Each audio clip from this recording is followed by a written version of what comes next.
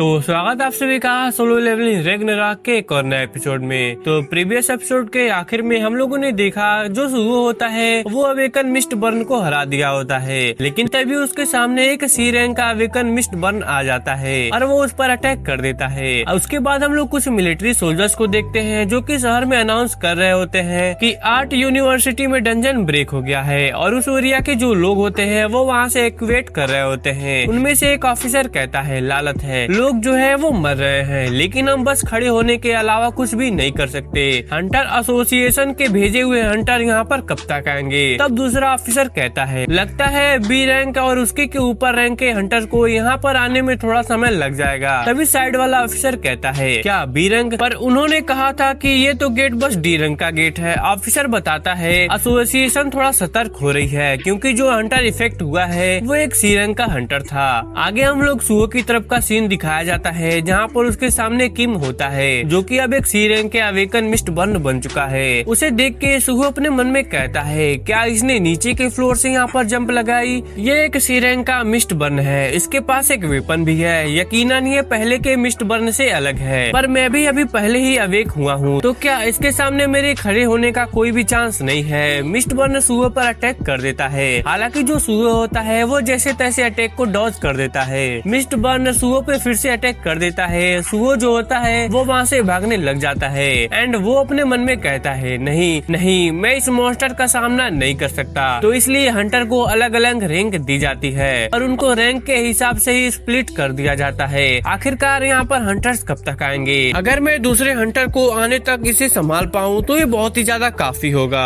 तभी सुहो देखता है कि जो मिस्ट बर्न होता है वो अचानक से रुक गया होता है एंड वो कहीं और ही देखने लग जाता है। हम देखते हैं कि मिस्ट बर्न छत पर कुछ स्टूडेंट को देखने लगता है। हम देखते हैं कि जो वहाँ पर लड़कियाँ होती हैं वो वहाँ पे पहले से ही पैनिक होकर रखी होती हैं। वो वहाँ पे हंटर्स के आने का वेट कर रही होती हैं। मिस्ट बर्न इन पर अटैक करने के लिए आगे आ जाता है। सुहो भी थोड़ा रेज में आ जाता है। वो मिस्ट बर्न पर जंप लगा देता है एंड वो अपने मन में कहता है अब हंटर्स के आने का वेट करने का कोई भी समय नहीं है। सुहो मिस्ट बर्न को किक मारकर उसे नीचे फेंक देता है, लेकिन मिस्ट बर्न तुरंत अपनी स्वॉर्ड से सुहो पर अटैक कर देता है। सुहो जो होता है वो अटैक को डॉज कर देता है। वो अपने मन में कहता है उसका सिंगल हिट ही मेरे जान लेने के लिए काफी होगा, मुझे इसे रोकना ही होगा। मिस्ट बर्न सुहो पर अटैक करने के लिए आ रहा होता है। सुहो उसे जोरदार पंच मारता है। सुहो मिस्ट बर्न के अटैक को डॉज करते हुए उस पर काफी सारे अटैक को लैंड करता है, लेकिन मिस्ट बर्न अपने शॉट से सुहो पर एक अटैक लैंड कर ही देता है। सुहो के मुंह से ब्लड निकलने लगता है और वो काफी पीछे जाकर दीवार से टकरा जाता है। सुहो का जो एचपी होता है वो बस एक ही रह गया होता है। ये देख के वो कहता है हाँ मुझे लग ही रहा था, यकीनन जो सिस्टम है वो नहीं चाहता कि मैं ऐसे ही गिर जाऊं। भले ही सुहो बच गया था लेकिन वो अभी बहुत ही ज्यादा कमजोर हो चुका है। मिस्ट बर्न सुहो पर अटैक करने के लिए आगे जा रहा होता है। तभी हम देखते हैं कि आसमान जो होता है वो फटने लग जाता है। सुहो पंच करने के लिए तैयार हो जाता है पर वो थकावट के कारण नीचे गिर जाता है। मिस्ट बर्न सुहो पर अटैक कर देता है, लेकिन तभी आसमान से वहाँ पर बेरू आ जाता है और वो सुहो को बचा लेता है। अभी जो सुहो होता है वो पूरी तरीके से बेहोश नहीं हुआ होता है, बट वो बेहोश होने से पहले वो अपने बेरू को देख लेता है एंड वो कहता है क्या एक एंड बेरू तुरंत सुहो को हिल करने लगता है एंड वो कहता है यह सब इसलिए हुआ क्योंकि मुझे आने में देर हो गई। बेरू मिस्ट बर्न को कहता है आखिरकार तुम लोगों को हमारे लिटिल किंग को चोट पहुँचाने की हिम्मत कैसे हुई? और हम देखते हैं कि जो बेरू होता है वो मिस्ट बर्न को बीच से ही फाड़ देता है।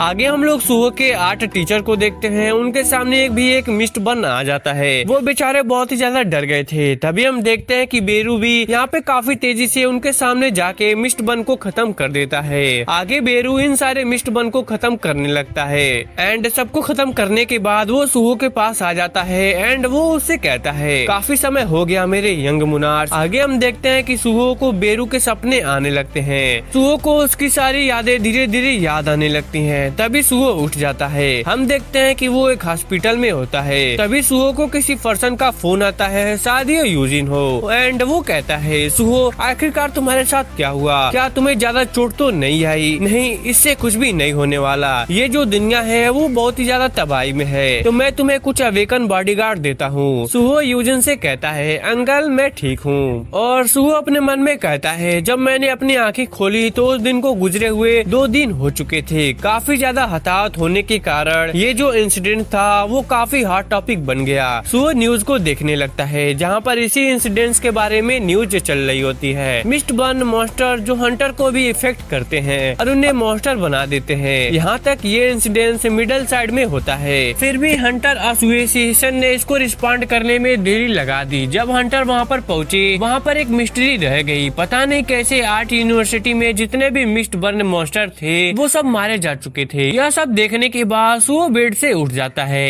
एंड वो कहता है जैसा कि मैंने उम्मीद की थी, मेरी अवेकनिंग कोई सपना नहीं था। इसके अलावा मैं एक ऐसा अवेक हूँ जो लेवल अप कर सकता हूँ। वैसे मुझे लगा ही था कि उस सी रैंक के मिस्ट बर्न ने मुझे कट लगाया है, तो आखिरकार मैं जिंदा कैसे हूँ। तभी यहाँ पर बेरू आ जाता है एंड वो सुओ से कहता है क्योंकि मैंने उन सभी को ठिकाने लगा दिया है। वैसे काफी समय हो गया यंग मुनार्च। बेरू जो होता है वो यह कहने के बाद रोने लग जाता है एंड वो आगे कहता है यंग मुनार्च आप इतने बड़े हो गए, मैं बयान नहीं कर सकता, मैं बहुत ही ज्यादा खुश हूँ। बेरू को ऐसे अचानक देख के सुओ थोड़ा सा हैरान हो जाता है। उसे अपने बचपन की याद आने लगती है। सुओ अपने मन में कहता है मुझे मेरी मेमोरीज में कुछ याद आने लगा। मैं सेंट को जानता हूँ। जब मैं यंग था ये डार्क क्रिएचर में से एक था जो मेरे साथ रहता था। मैं अब तक इसके बारे में क्यों भूल रहा था। बेरू कहता है आपको मिलने के लिए मैं डायमेंशनल को क्रॉस करके आया हूँ। सुओ मन में कहता है जब मैं यंग था तो मैं इन डार्क क्रिएचर के साथ क्यों रहता था। मेरे पास काफी सारे सवाल हैं, मैं काफी ज्यादा क्यूरियस हूँ। सुओ बेरू से कहता है जितना मुझे याद है मुझे नहीं लगता कि तुम इतने छोटे थे, तुम एक एंट हो ना। बेरू कहता है हाँ, डायमेंशनल को क्रॉस करते समय माना को कंज्यूम करने की वजह से यह इफेक्ट हुआ है। आमतौर पर मैं बहुत ही ज्यादा डैशिंग हूँ। तभी सुओ के सामने सिस्टम का मैसेज आता है जहाँ पर हमें देखने को मिलता है कि बेरू लेवल 1 प्राइवेट ग्रेड पे है। सुओ ये बात बेरू को बताता है। ये सुन के बेरू को काफी ज्यादा गुस्सा आने लगता है एंड वो कहता है मार्शल ग्रेड को एक प्राइवेट ग्रेड की तरह ट्रीट किया, कमीना सिस्टम। सुओ जो होता है वो कहता है चलो ठीक है यह सब छोड़ो, मैं तुम्हारी वजह से ठीक हूँ। बेरू जो होता है वो कहता है यस मैं दिखता नहीं लेकिन मैं बहुत ही ज्यादा स्किल्ड हीलर हूँ। मेरे यहाँ आने का मकसद था आपकी स्किल को रिलीज करना, पर मुझे उम्मीद नहीं था कि आप ये खुद से कर लेंगे। आप बहुत ही ज्यादा इम्प्रेसिव हो गए हो। यह सुन के सुओ कहता है कैसी स्किल, क्या वो स्किल मुझे जो सपने आते थे वो उससे रिलेटेड है। बेरू बताता है आपको शायद लगा होगा कि वो एक सपना था लेकिन वो सब आप एक्चुअली में एक्सपीरियंस किए थे। आप वहाँ पे बहुत ही ज्यादा स्ट्रांग थे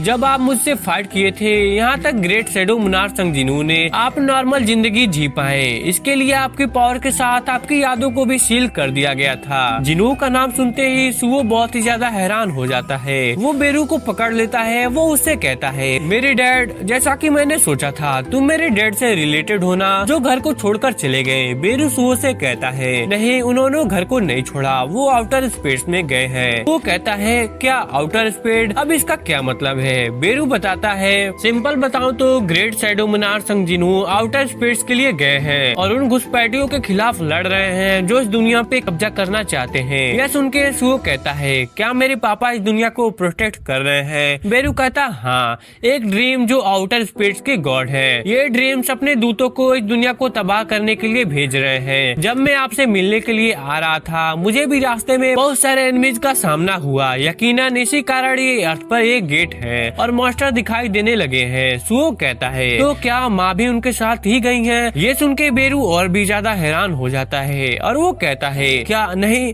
आगे सुओ कहता है जिस दिन से पापा गायब हो गए थे वो भी गायब हो गई, तो मुझे लगा वो दोनों साथी हैं। सुओ की बात सुन के बेरू जो होता है वो बहुत ही ज्यादा शॉक हो जाता है एंड वो कहता है क्या मिस शाहीन भी गायब हो गई। ये ड्रीम्स का ही करा धरा है, पक्का उनके दूत ने अर्थ पे कोई ट्रैप रचा है। सुओ कहता है ये सब उन कमीनों के ही ड्रीम्स की वजह से हुआ है, उन्हीं की वजह से मेरे जो पेरेंट है वो वापस नहीं आ सकते। बेरू कहता है क्या यंग मुनार्च आप उनसे मिलना चाहते हैं। सुओ कहता है हाँ बिल्कुल, कितने सालों से मैं अकेला रह रहा हूँ। बेरू कहता है तो बस एक ही रास्ता है, वार की वजह से लॉर्ड कुछ समय के लिए अर्थ पर नहीं आ सकते, लेकिन यंग मुनार्च आप स्ट्रांग बनने के बाद मिस चाइन को ढूंढकर उनको रेस्क्यू कर सकते हैं। चलिए लेवल अप करते हैं। सुओ के सामने ट्रॉल ऑफ शैडो नाम का एक क्वेस्ट आ जाता है। सिस्टम जो होता है वो कहता है कि आप ग्रेट शैडो मुनार्च के बेटे हो, हालांकि इस समय आपके अंदर का टैलेंट सील है। उस ग्रेट पावर को हासिल करने के लिए आपको प्रूफ करना होगा कि आप उसके लायक हो। शैडो डंजन में जाइए और अपने वर्थ को प्रूफ कीजिए। बेरू सुओ को एक चाबी देता है।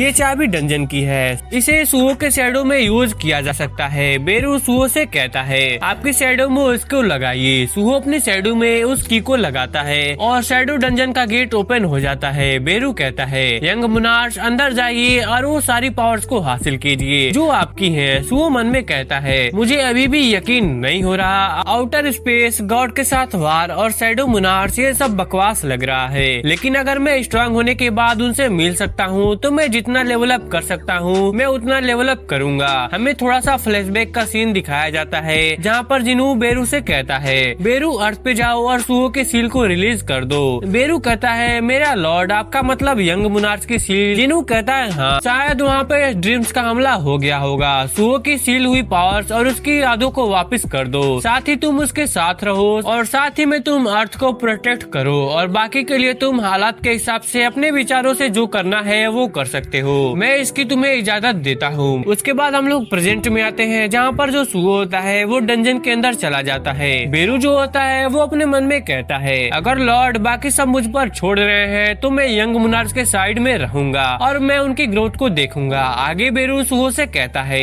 ये जगह डेडलैंड है जहाँ इसके मास्टर के परमिशन के बिना कोई भी जिंदा पर्सन यहाँ पर पैर नहीं रह सकता। यह एक शैडो डंजन है। एंड इसी के साथ अपना जो यह एपिसोड होता है वह यहीं पर खत्म हो जाता है। तो कमेंट बॉक्स में जरूर बताना कि तुम्हें यह एपिसोड कैसा लगा। तो चलो मिलते हैं अगले किसी और नई एपिसोड के साथ, तब तक के लिए सायोनारा।